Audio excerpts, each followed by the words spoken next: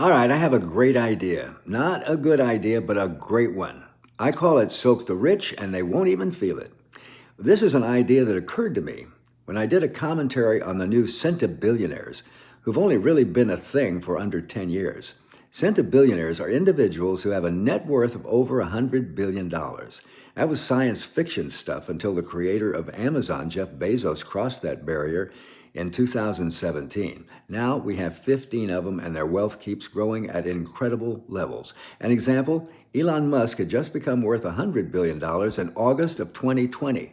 By 2021, that had grown to $300 billion, and now he's supposed to be worth $400 billion. But a standout for me in my reporting is Mackenzie Scott. She's not a centibillionaire. She's co-founder of Amazon and Jeff Bezos' first wife.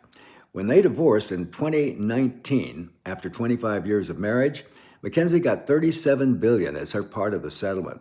Well, rather than try to grow that number, she decided to become maybe the world's leading philanthropist, and since then has donated to charities some $19 billion. $19 billion she's given away, yet she is still worth almost as much as when she started, $35 billion. So here's my idea. Let's start by assuming billionaires must make a small sacrifice.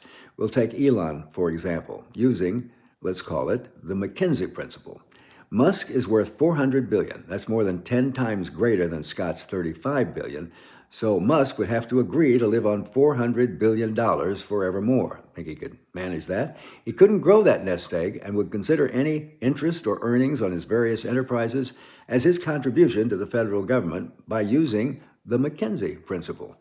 Mackenzie's net worth stayed essentially the same over 6 years, even though she contributed to charities during that period a sum of $19 billion.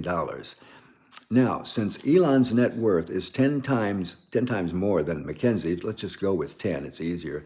By using the Mackenzie principle, Musk's tax bill would be $190 billion over a 6-year period, or say about $63 billion a year, and he'd still be worth $400 billion. Apply this formula to all centibillionaires, and pretty soon you're talking about some real money. Now, this may need a little tinkering. I'm not that great at math, but I'll just throw it out there for free. Okay, I'm not naive. I know that the Mackenzie principle will never become law, but it demonstrates, doesn't it, how ridiculous it is to give the ultra-rich tax breaks when they should be paying more, a lot more? We're applying 20th century thinking to 21st century problems. We never even imagine, most of us, that some individual would be worth $100 billion. Now it's possible, maybe even probable, that in the not too distant future, someone's going to be worth $1 trillion. There's something very wrong and sick about that. This country is pandering to the ultra rich while so many others are struggling and the deficit and national debt are exploding. This gigantic transfer of wealth will not continue, and when it finally bubbles over, it ain't going to be pretty. But if in the off chance something like this were to happen and our country is saved from bankruptcy and, civil war, then all I ask is that I get all the credit, which I richly deserve.